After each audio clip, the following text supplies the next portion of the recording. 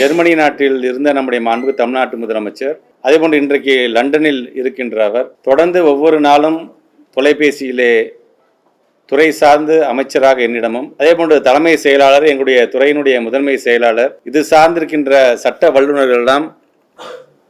அடுத்த கட்ட நடவடிக்கையாக நம்முடைய அரசாங்கம் என்ன செய்யலாம், ஒரு ரிவ்யூ பெட்டிஷன் செல்லலாமா, சட்ட ரீதியாக அதை எதிர்கொள்ளும் பொழுது, சட்ட ரீதியாக ஒரு பக்கம் நாம் போராடும் பொழுது நம்முடைய ஆசிரியர் பெருமக்களுக்கு ஏதாவது ஒரு வகையிலே ஒரு ஸ்பெஷல் டெட் மாதிரி கண்டக்ட் பண்ணலாமா என்று பல தரப்பில் பலவிதமான கருத்துக்கள் துறை ரீதியாக நடந்த கூட்டத்தில் அது சார்ந்து பேசப்பட்டிருக்கிறது என்கிற பொழுது மாண்புமிகு தமிழ்நாட்டினுடைய முதலமைச்சர் சொன்னார், இருக்கின்ற சங்கங்களை எல்லாம் அழைத்து அவர்களுடைய கருத்துக்கள் என்ன, அவருடைய மனநிலை என்ன என்பதை கேட்டறியும் பொழுது ஒன்றை மட்டும் சொல்,